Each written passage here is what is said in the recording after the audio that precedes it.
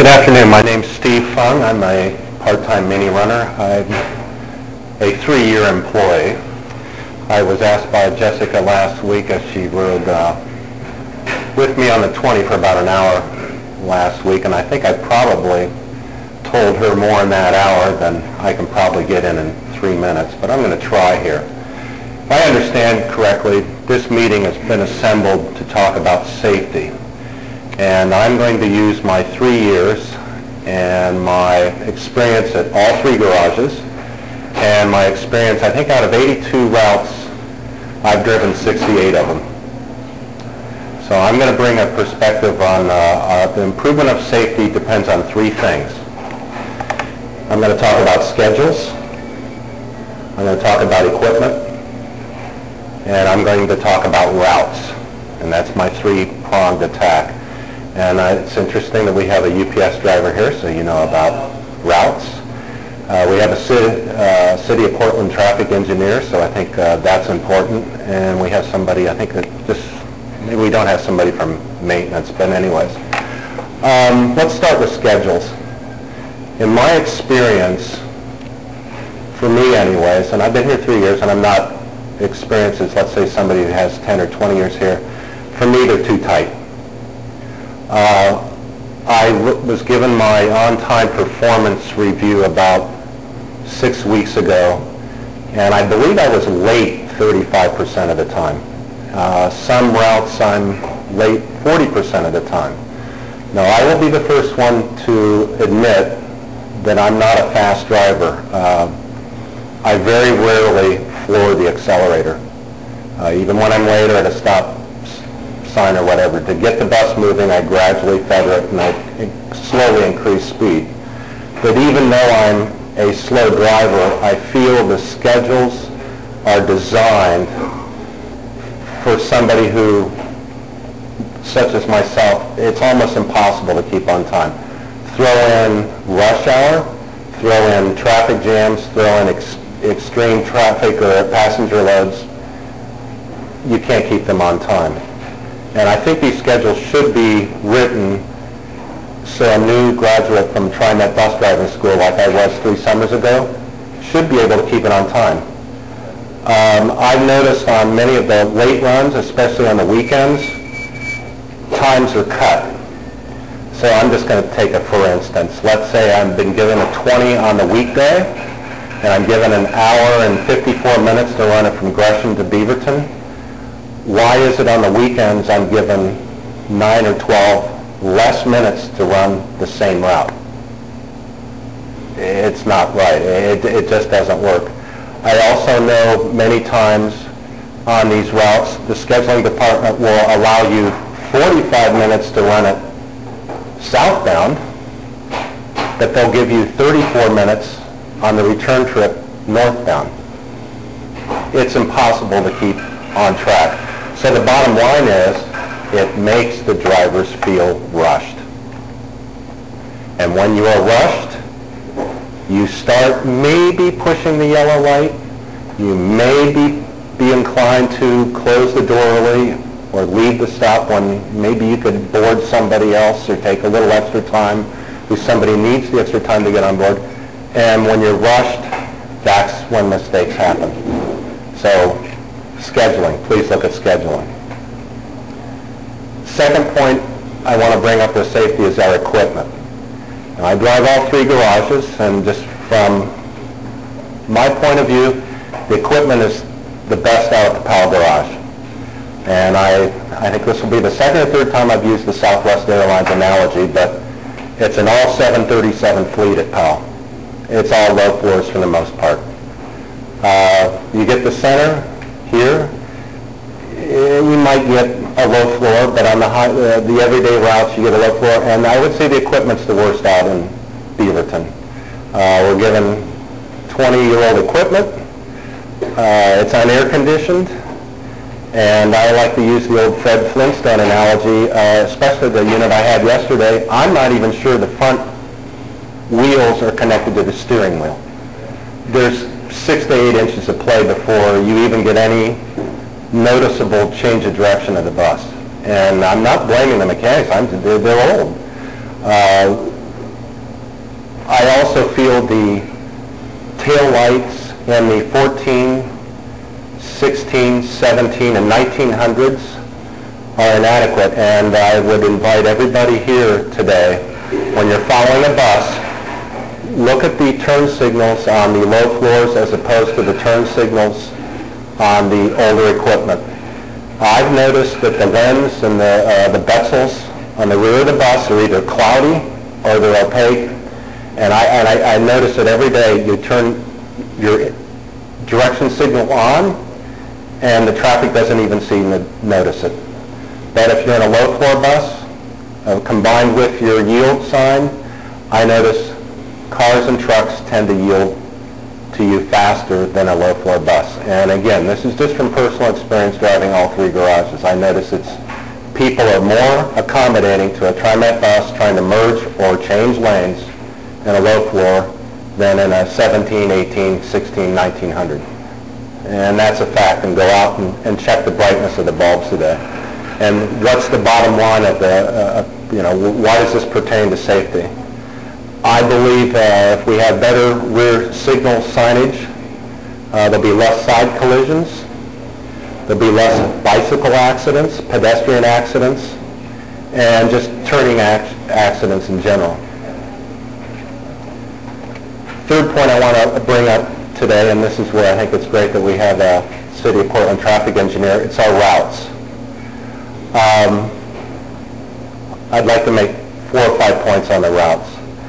And I'm going to bring up a couple here, and if you want to question me, please feel to jump in. The 77 Halsey, the 15 Belmont, the 17 Holgate, the number 4, then number 9. All these routes that I've just mentioned involve streets where the clearances are extremely tight or the visibility is extremely limited. I happen to drive these routes a lot because I'm a vacation relief driver, and the differences on driving a suburban route as opposed to these urban routes are astounding. You're dealing with parked cars, untrimmed trees that limit visibility at stops. You're dealing with extremely close tolerances, 3 to 4 inches many times. I mean, it's tight. We're asked to make turns sometimes that I don't even feel comfortable with, but we seem to do them. And I also want to bring up, this is not a route issue, it's just a transit center issue, but I don't think there's a driver in the TriMet system that feels comfortable with the turning situation that we have at the Barber Transit Center. If you go out there, we are forced to cut across, especially if we're at rush hour, 4 lanes of traffic. There's no traffic light there, and we're supposed to be judging speed, distances, and when it's snowy, if it's stormy, back to equipment, if the windows are foggy due to inadequate ventilation, i.e. 2,900 new buses where the windows don't open, that's a very bad turn. I'd also like to bring up, we need to work with the City of Portland, the City Engineering Division, Hawthorne, Halsey. Those streets are not designed for a 12-foot bus in a 9-foot lane. I would like to see changes on a division from, I think, approximately 11th down to maybe 39th, where that's 1 lane each way all the way down. Not 2 lanes from 4 to 6. It would be interesting to look at the TriMet accidents that have been involved along 23rd, Hawthorne, Division, Halsey.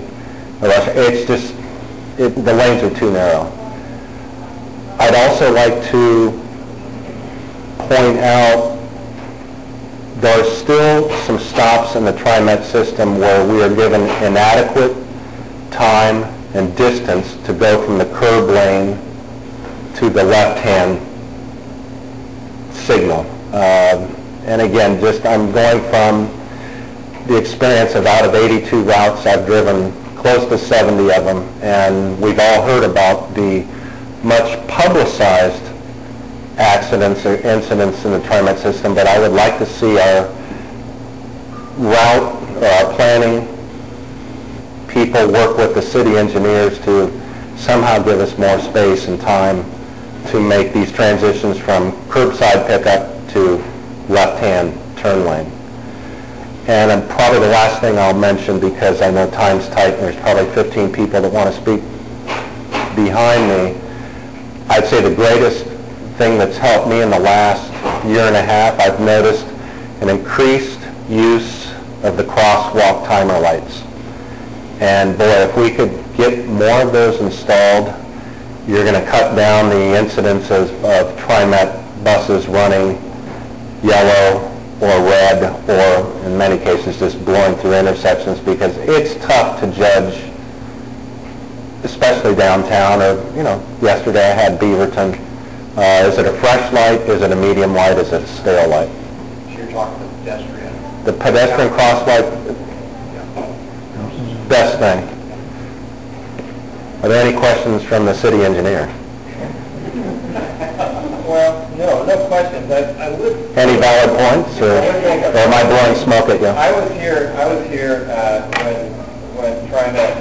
I've been here for 26 years, so I've seen a number of transitions in the fleet. And if you think back in time, the streets in Portland are largely built out and have been. So while the bus fleet has been getting bigger in dimension, our streets haven't. And so that's one of the challenges. And it's true not just of buses, but it's also true of the freight vehicles that we're dealing with. So it's that creates this dynamic that, the curb space isn't getting any bigger. We got to figure out how to accommodate bigger and bigger vehicles within that space. And I think what's happening is everything is getting tighter. So that's part of the challenge that we face. Okay. How does UPS handle, let's say, rush hour and your semis? I know your UPS trucks are single axle, but if you're taking the combination down Belmont or 23rd or Division, Hawthorne, how does your training department handle splitting of the lanes? Well, if everybody can hear me okay, we certainly have different types of vehicles, as you mentioned.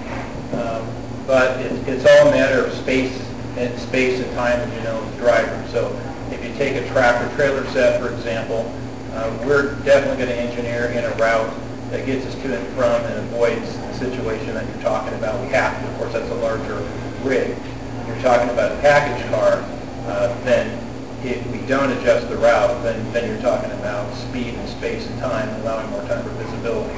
So there's a lot of engineering involved with every single route to determine how to get all that done safely and efficiently. So every route is engineered separately, ultimately. Okay. Does that help answer your question? Somewhat, yes. Thank you. Steve, thank you. We're going to have to move on. Okay. Thank you. All right. One more question, and then I will get it.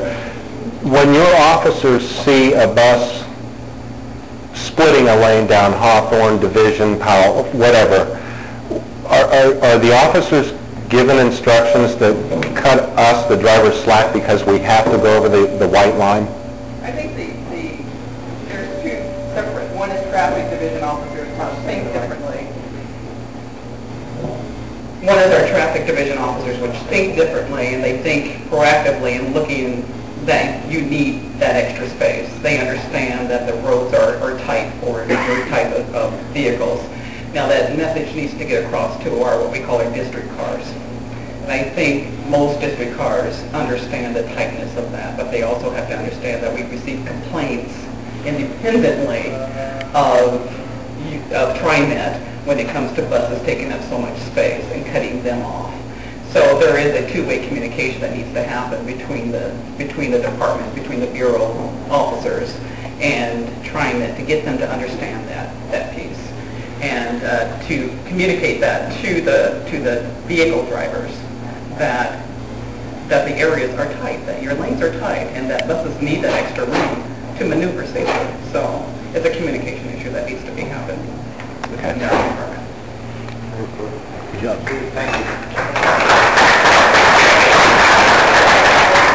Thank you. What's that?